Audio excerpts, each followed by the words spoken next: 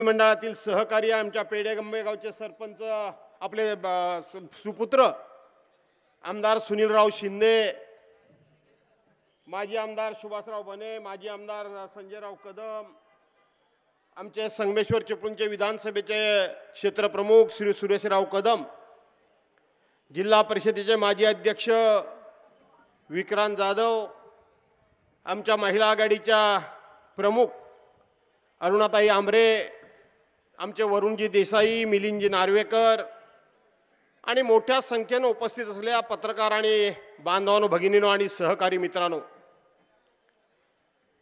माननीय उद्धवसाहेब ठाकरे यांनी कुटुंब संवाद हा कार्यक्रम सुरू केलेला आहे। त्याची सुरुवात आमचे रायगडचे शिवसेनेचे नेते माजी केंद्रीय मंत्री आदरणीय आनंदजी गीते साहेब यांच्या नेतृत्वाखाली रायगडमध्ये सुरुवात झाली।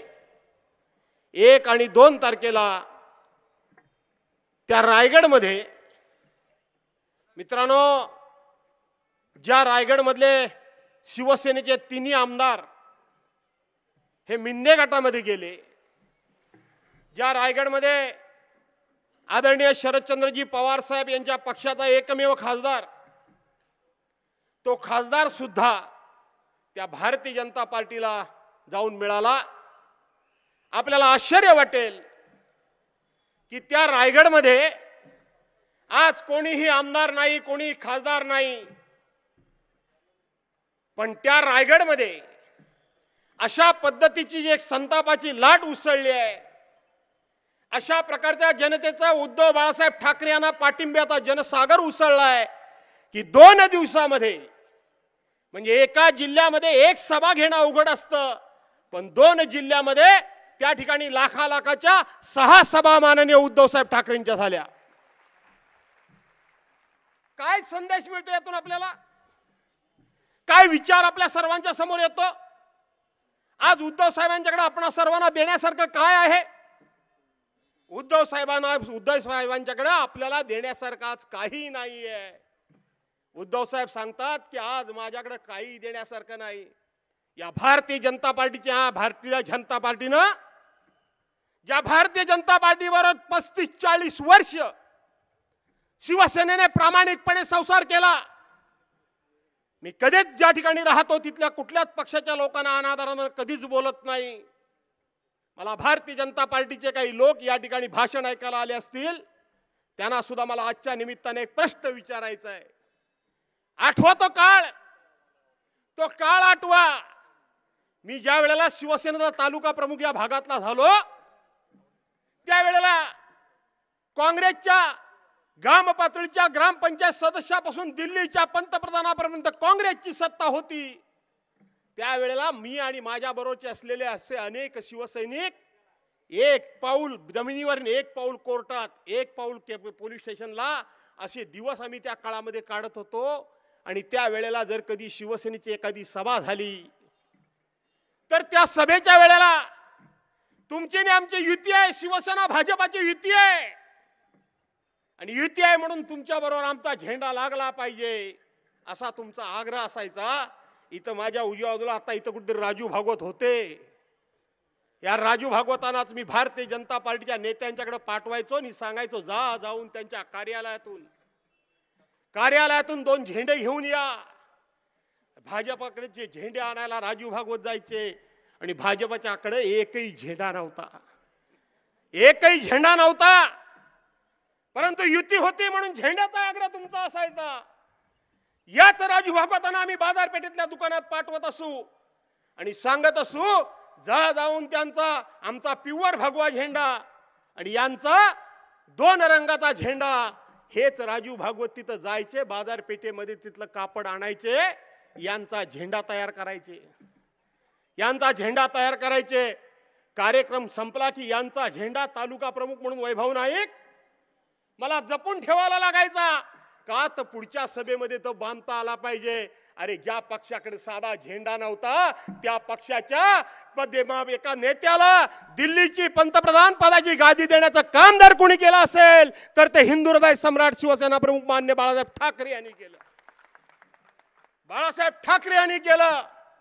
त्याच बाळासाहेब ठाकरेंचं 2012 साली दुर्दैवी निधन झालं आणि निधन झाल्यानंतर तेच बाळासाहेब नाहीत. त्याच वेळेला आता शिवसेना संपवायची आपल्याला संधी आली आहे असं त्यांना वाटलं आणि त्यांनी उद्धव साहेबांना चारी बाजूने घेरण्याचा प्रयत्न केला. उद्धव साहेबांची बरोबर 2014 ची युती तोडली. त्यांना असं वाटत होतं की उद्धव साहेब स्वतःच्या बळावर 5 आमदार सुद्धा निवडून आणू शकत नाही असं त्यांना वाटत होतं.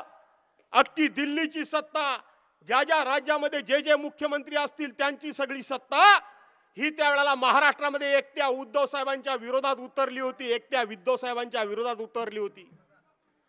आणि त्याही वेळेला एकट्या उद्धव साहेबांनी या महाराष्ट्रामध्ये उद्धव साहेबांनी त्यावेळेला एक जबरदस्त अशी घोषणा केली होती. मी काही त्यांच्याबरोबर नव्हतो, पण त्यांनी त्यावेळेला घोषणा केली होती की अशाच पद्धतीने छत्रपतींची गादी आणि छत्रपतींचं राज्य बुडवण्याकरता म्हणून दिल्लीतून मोगल चालून आले होते. अशा पद्धतीने उद्धव साहेबांनी त्यावेळेला शब्द प्रयोग केला आणि एकाएकी उद्धव साहेब लढले आणि एकट्या मर्दानं 63 आमदार त्या काळामध्ये निवडून आणले, एकट्या मर्दानं. आणि म्हणून अध्यक्ष त्यावेळेला एकट्या वाघानं, मुद्दा हा होता माझा, 63 आमदार निवडून आणले. पुन्हा 2019 साली स्वतः अमित शहा उद्धव साहेबांच्या घरी गेले.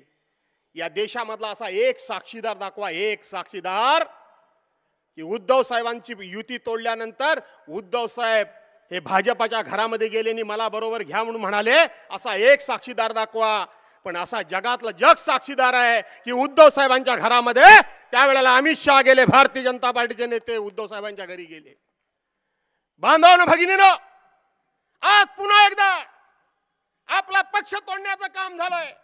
तोडण्याचं काय तर चोरण्याचंच काम झालंय, चोरण्याचंच काम झालंय. आणि म्हणून मी तुम्हाला रायगडचा किस्सा सांगितला. लाखांच्या लाटा उसळल्यात.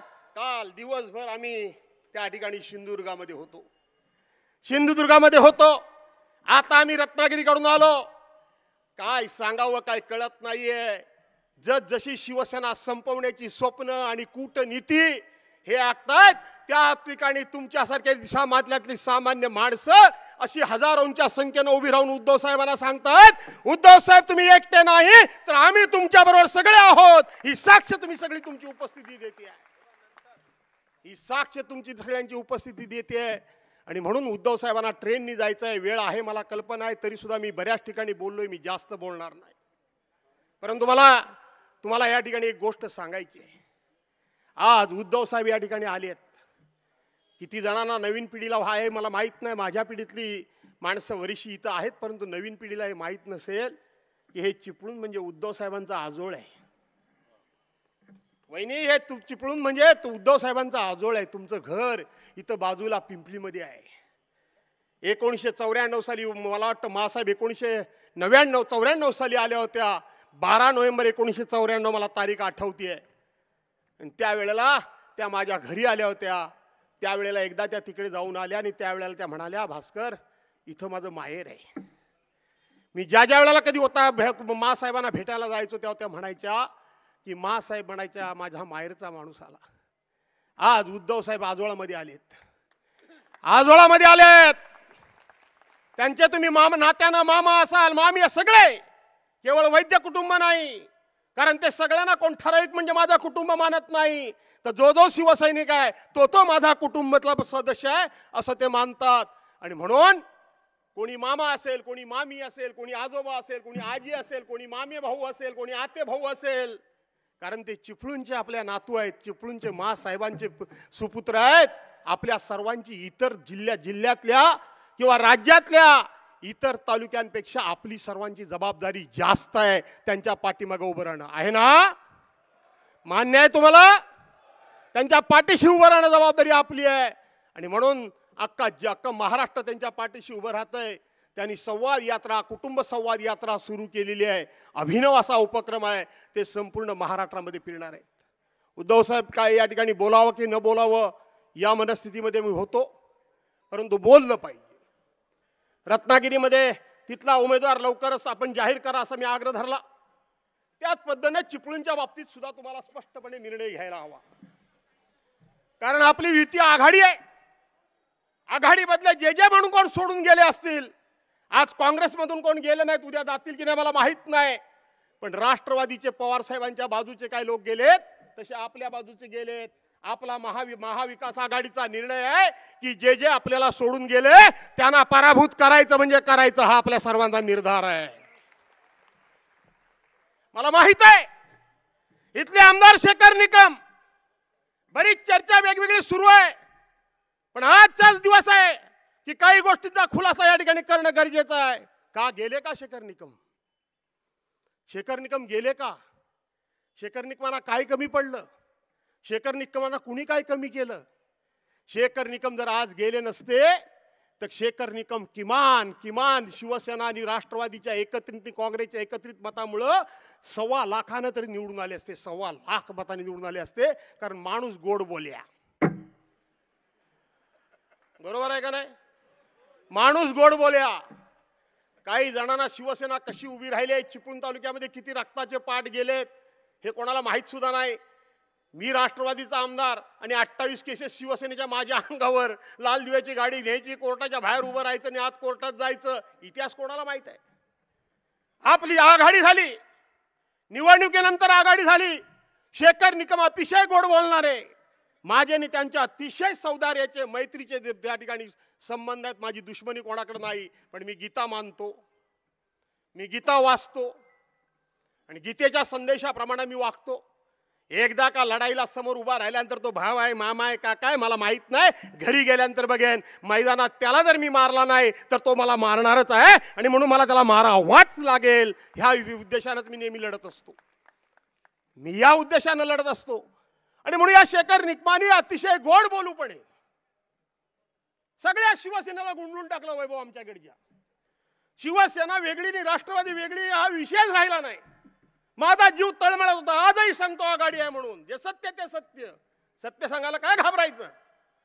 आणि म्हणून मी यांना सारखा सांगत होतो रे, दोन पक्ष वेगळे आहेत, ही निवडणुकीनंतर झालेली आघाडी आहे, भविष्यामध्ये नक्की राहावी असा माझाही प्रयत्न आहे. मी कोण, माझा काय अधिकार आहे? आपले पक्षप्रमुख ठरवतील, पण आपला पक्ष म्हणून आपलं काहीतरी अस्तित्व स्वतः ठेवा.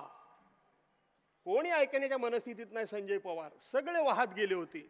काय झालं? काय आज काय झालं? ते शेखर निकम गेले ना, पलीकडं गेले ना. म्हणजे मी सांगत होतो हे राजकारणामध्ये काय घडेल सांगता येत नाही. माझा प्रश्न शेखर निकमाना, तुम्ही काय सांगताय लोकांना? मी गेलो तर विकास कामांकरता गेलो. चला या व्यासपीठावर सगळे GR घेऊन या, CMJSYचं घेऊन या, PWDचे घेऊन या, बांधकामची कामं घेऊन या, पुलाची कामं घेऊन या. आज जी सगळी कामं चालू आहेत ती त्यावेळेला महाविकास आघाडीच्या माध्यमातून मंजूर झालेली कामं, आदरणीय उद्धव साहेबांच्या नेतृत्वाखाली मंजूर झालेली कामं आहेत. 6 जानेवारी 2022 रोजी निघालेले GR, 6 जानेवारी 2022 रोजी मुख्यमंत्री उद्धव साहेब होते. 20 जून 2022 रोजी आम्हाला सगळे सोडून गेले. आणि तुम्ही म्हणताय मला कामाकरता गेलो. माझा प्रश्न तुम्हाला आहे, कारण मी आयुष्यभर आमदार लोकांनी मला करून ठेवलेलंच आहे. मला आमदार आयुष्यभर करून ठेवलेलंच आहे आमदार लोकांनी. हो, लोकांचे अनंत उपकार आहेत. 7 वेळा लोकांनी निवडून दिलं, 1-2 वेळा नाही. माझा प्रश्न आहे की तिकडे सत्ता आहे म्हणून कामाकरता गेलात ना, तुम्ही लोकप्रतिनिधी होण्याच्या योग्यतेचे नाही, माझं म्हणणं आहे. अरे जर सत्ता तुमच्याकडे आहे म्हणून तुम्ही तिकडे गेलात, सत्ता काय कायम तुमच्या बाजूने येणार आहे काय? उद्या सत्ता उद्धव साहेबांची आणि महाविकास आघाडीची येणार आहे, काय करणार आहात तुम्ही? सत्ता असो अगर नसो, या जनतेला लोकप्रतिनिधी असा आहे, सत्ता असली तर ठीक आहे, नसली तर सभागृहामध्ये संघर्ष करणारा, जनतेकरता अधिकाऱ्यांच्या बरोबर संघर्ष करणारा असा लोकप्रतिनिधी पाहिजे. आणि म्हणून इथं मी मैत्री दोस्ती बिस्ती काही नाही. मुस्लिम बांधवांना सांगेन, सगळ्यांना सांगेन, लोकसभेला तुम्ही तर नक्कीच मदत करणार आहात या महाविकास आघाडीच्या उमेदवाराला, पण उद्याच्या विधानसभेच्या निवडणुकीमध्ये मी ज्यावेळेला एकच फक्त किस्सा सांगतो. जेव्हा शेखर निकम तिकडे गेले तेव्हा सगळे असे थंडगार पडले, कोणी काय बोलायला तयार नाही. त्यावेळेला फक्त मी एक आवाज दिला. ज्या पद्धतीने तानाजी मालुसरे सिंहगड घ्यायला गेले होते, कोंढाणा किल्ला घ्यायला गेले होते, आणि तानाजी मालुसरे पडल्यानंतर सगळं सैन्य सैरावारा झालं होतं, तेव्हा सूर्याजी मालुसरेंनी सांगितलं, अरे पळता कुठे? परतीचे दोर त्यांनी कापून टाकले आणि सांगितलं एक तर लढा नाही तर मारा. जेव्हा शेखर निकम तिकडे गेले त्यावेळेला एकच आवाज मी दिला की होय, याच्या विरोधात लढायचं म्हणजे लढायचं. आणि सगळी जनता एकवटली, सगळे परतीचे दोर कापले गेलेले आहेत. आणि म्हणून आज आपल्याला लढावं लागेल. उद्धव साहेबांनी आज मी मगाची रायगड सांगितलं, काल सिंधूर सांगितलं आणि रत्नागिरी ही शेवटची सभा उद्धव साहेबांची आहे. उद्धव साहेब, उद्याच्या लोकसभेच्या निवडणुकीमध्ये कदाचित तुम्हाला यायला मिळेल अगर नाही मिळेल, पण मला असं वाटतं की एवढ्या सभा घेतल्यानंतर तुम्ही काही यायची गरज नाही. हा कोकण आयुष्यभर तुमच्या पाठीशी उभा राहिलाय, शिवसेना प्रमुखांच्या पाठीशी उभा राहिलाय, तो उभा राहील हा विश्वास बाळगतो. पुन्हा एकदा आपलं स्वागत करतो आणि पुन्हा या ठिकाणी थांबतो. जय हिंद, जय महाराष्ट्र. महाराष्ट्रातील सर्व बातम्यांचे विश्वासार्ह व्यासपीठ, सकाळच्या सर्व सोशल मीडिया प्लॅटफॉर्मला लाईक, फॉलो आणि सबस्क्राईब करा. तसंच सर्व नोटिफिकेशनसाठी बेल आयकॉन प्रेस करायला विसरू नका.